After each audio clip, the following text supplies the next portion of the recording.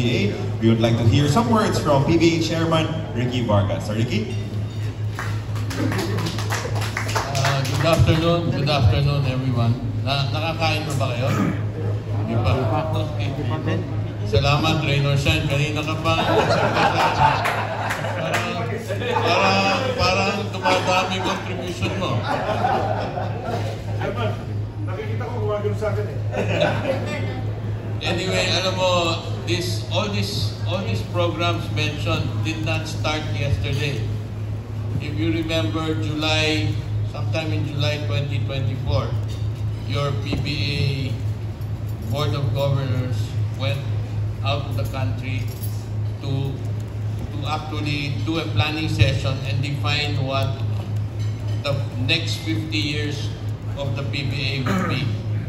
While we're all very excited about all these events that are going to happen, there's one thing that is very clear sa lahat ng narinig ninyo, that we are going to reach out to the community, we are going to reach out to the basketball fans, and we will redefine our relationship with basketball fans, and we will redefine our team's relationship with the public. Ang unang tanong namin doon is, ano bang gusto nating gawin in the next 50 years? So we said, why don't we relaunch the PBA, no? But what will the PBA be? Sino ba ang PBA? What do we envision the next 50 years to be? Di ba? More of the same or something new that only the Filipino can enjoy? Because we believe that we are a Filipino basketball organization.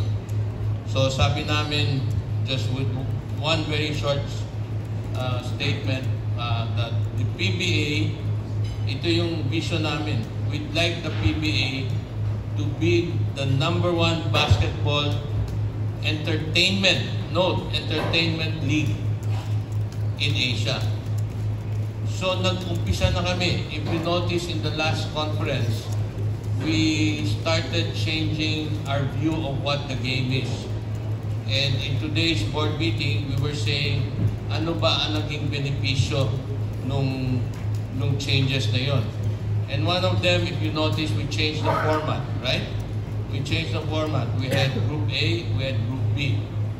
And studies are going on now to find out whether that was effective or not. So now we're trying. Number 2, nagkaroon tayo ng 4-point play. Well, 4-point shot. Okay? Well, the whole world is saying, why did you do that? We went ahead and do it, and now the whole world is asking us, ano ba ang stats ninyo dyan? So, and number 3, we're looking at, hindi ko nasasabihin yung dahilan nitong rule na to. Yung 15 seconds rule of injury. Diba? So, pag 15 seconds out ka na, kung hindi, you have to stand up right away. There are many rules more that we're looking at. I may not be in the position to say now, but we are now looking at it very seriously so that in the next conference or even in the All-Star Games, baka pwede naming subukan, di ba? And see how this works. One of our major issues, and this is all through the last 50 years, ang pinaka mahirap na topic pag-usapan is the conduct of the game or refereeing. Diba? So we are looking at that seriously. There must be a way where we can actually have objective performance management. There must be a way where we can bring in global training, which includes the bringing in of SBP advisory in this process. And there must be a way to be able to hire new referees. Nasa Iloilo ako. This guy, Roger Uy, if you know him, he trains over 200 referees his pool when we went there, who attended the training session, done by PBA, done by our chief referee, done by PBA. And if you take a look at these referees, they're young, they're in better shape, and when I talk to them, they have big ideals and love for basketball. So we can actually partner and bring these referees in to the PBA. Ngayon, we're going to have a countdown. Parang FIBA, di ba? We have a countdown of the 100 days to Smart Araneta Coliseum. We will document the 50 most memorable PBA moment. Bakit importante yon? When you document history, it makes the future stronger. So that's what we're going to try to do and bring back.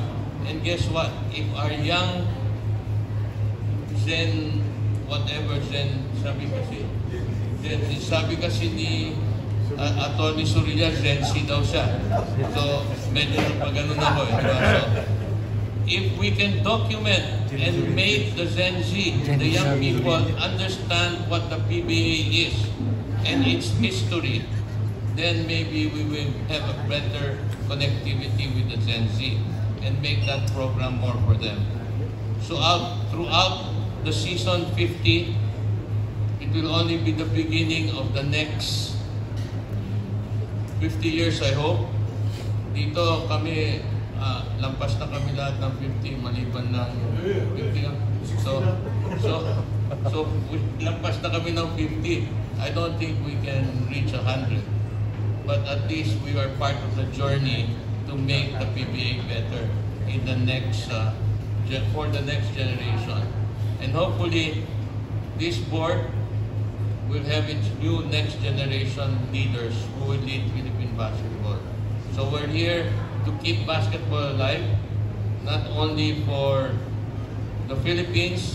As you know, PBA has been an essential part of Gilas, and more so now. A member of our board, Al Francis Chua, is in charge of the PBA program, and he has only two objectives. We retain Asia Championship, and we go to the Olympics, right? Sayang naman. I'm told I'm the chef de mission for the Olympics. I'd like to bring basketball to the Olympics, and that is the beginning for next year. So maraming salamat sa iyo. We need you. We need you not only to write for us, but we need you to believe in what we're trying to do. So salamat sa inyo. We start 50 years today. We started planning 2024 in July, and we will continue to deliver a new PBA. Thank you. Salamat for those inspiring words to our PBA chairman, Mr. Ricky Vargas. Of course,